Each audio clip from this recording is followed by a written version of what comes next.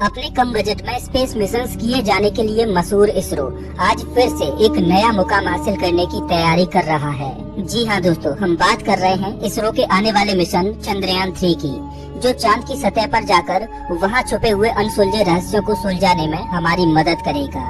फिल्मों के बजट से भी कम बजट होने के बावजूद अपने स्पेस मिशंस को सफलतापूर्वक अंजाम देने वाली स्पेस एजेंसी के रूप में मशहूर भारतीय स्पेस एजेंसी इसरो ने वो कारनामे कर दिखाए हैं जिसने दुनिया भर के वैज्ञानिकों को सोचने पर मजबूर कर दिया।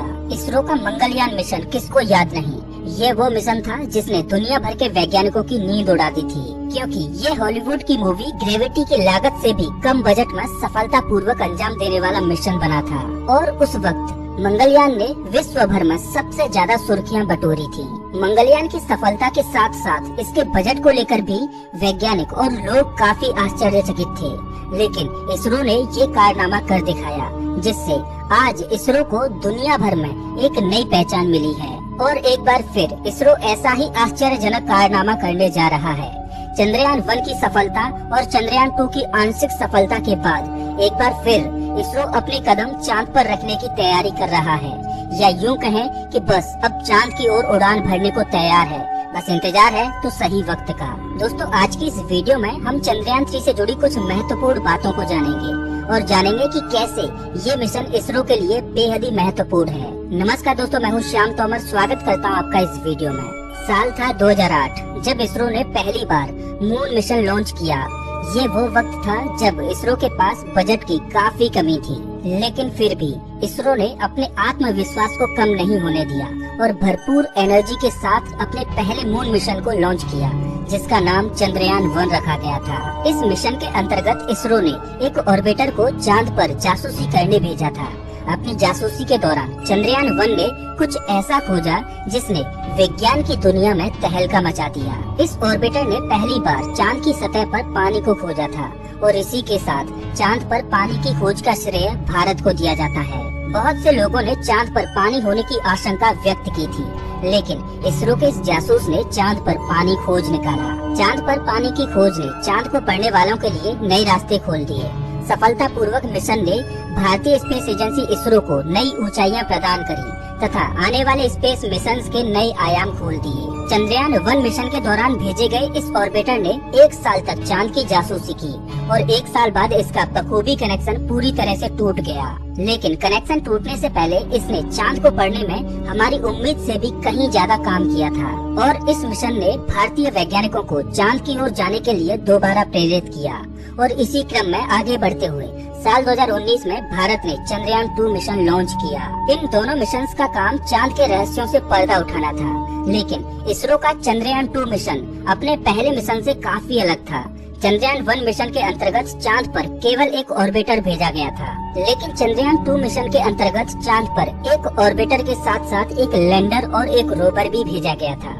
लेकिन दुर्भाग्य से लैंडर के साथ कनेक्शन कट गया और ये मिशन आंशिक रूप से फेल हो गया। हालांकि इस मिशन के दौरान भेजा गया ऑर्बिटर अभी भी चांद के ऑर्बिट में काम कर रहा है और आज भी वो मून की सतह को पढ़ने में हमारी मदद कर रहा है। इसके लिए वो हमारे पास चांद की सतह की तस्वीरें भेजता रहता है। इसरो ने अपने स्पेस मिशंस के दौरान कई नए रिकॉर्ड्स भी बनाए, जैसे मंगलयान, लेकिन साथ ही इसरो ने कुछ फेलियर भी देखे और उन्हीं में से एक था चंद्रयान 2। चंद्रयान 2 ने इसरो के लूनर प्रोग्राम को एक तगड़ा झटका दिया, लेकिन यहाँ भी इसरो का आत्मविश्वास कमजोर नहीं हुआ और अपनी पुरानी गलतियों से सीख लेते हुए इसरो अब आगे की ओर कदम बढ़ाने के लिए तैयार है। चंद्रयान 2 मिशन का उद्देश्य प्रज्ञान रोवर को चांद के साउथ पोल पर भेजना था, लेकिन लास्ट मोमेंट पर लैंडर में आई खराबी के चलते ये बुरी तरह से क्रैश हो गया। इसरो का प्राथमिक उद्देश्य लैंडर को लूनर सरफेस पर आसानी से लैंड कराना था और बाहर रोबोटिक रोवर से मिशन ऑपरेट कराना था। अगर ऐसा होता तो इसरो चांद की सतह पर सॉफ्ट लैंडिंग करने वाला चौथा देश बन जाता।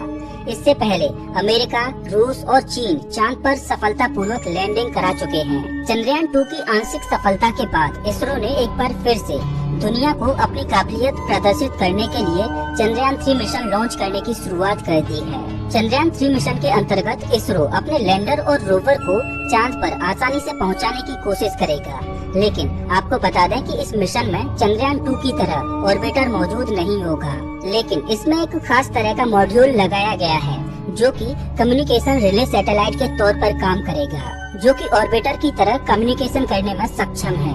बात करें अगर चंद्रयान 3 के लैंडर की, तो इस मिशन में उपयोग किया जाने वाला लैंडर चंद्रयान 2 के दौरान उपयोग किए गए विक्रम लैंडर से काफी अलग है। जहां एक ओर विक्रम लैंडर में 800 न्यूटन के 5 इंजन मौजूद थे, तो वहीं दूसरी ओर चंद्रयान 3 में उपयोग होने वाले लैंडर में 4 थ्रॉटल एबल इंजन मौजूद होंगे। इसके अलावा चंद्रयान 3 में एक लेजर डोपर वेलोसीमीटर भी इंस्टॉल किया गया है, जो इस लैंडर को काफी खास बनाता है। इस इंस्ट्रूमेंट की मदद से लैंडिंग करते हुए लैंडर की स्पीड अच्छी तरह से डिटेक्ट की जा सकती है। इसके अलावा चंद्रयान 3 में यूज किए जाने वाली लैंडर के सॉफ्टवेयर और एल्गोरिदम में भी काफी चेंजेस किए गए हैं, जिससे कि कम्युनिकेशन और भी बेहतर हो सके। चंद्रयान 2 की कमी से सीख लेते हुए इसरो ने चंद्रयान 3 के लैंडर को बनाने में बहुत एफर्ट्स लगाए हैं। अब देखने वाली बात ये होगी कि हमारे वैज्ञानिकों द्वारा लगाए गए ये एफर्ट्स कितने कारगर साबित होंगे। जिस हिसाब से हमारे वैज्ञानिक इस मिशन को बनाने के लिए दिन रात मेहनत कर रहे हैं, उस हिसाब से इसकी सफलता के कयास अधिक लगाए जा रहे हैं। इस मिशन को 2022 के अंतिम महीनों में या फिर 2023 में लॉन्च किया जाएगा।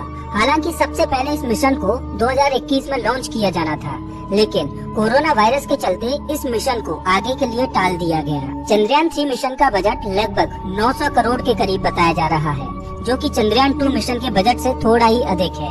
चंद्रयान 3 की लॉन्चिंग जगह भी फिक्स कर ली गई है। चंद्रयान 3 के लिए तमिलनाडु सरकार द्वारा थुथुकुंडी जिले में 2300 एकड़ जमीन भी खरीद ली गई है, जहां से इसे GSLV Mark 3 लॉन्चिंग व्हीकल से लॉन्च किया जाएगा। आपको बता दें कि GSLV Mark 3 रॉकेट इसरो द्वारा तैयार किया गया 3 स्टेज व्हीकल है, जिसे जियो स्टेशनरी ऑर्बिट तक कम्युनिकेशन सैटेलाइट पहुंचाने के लिए उपयोग किया जाता है, जो कि भारत के ताकतवर लॉन्च व्हीकल के रूप में जाना जाता है। चंद्रयान 3 भारत के लिए कई मायनों में काफी महत्वपूर्ण मिशन है।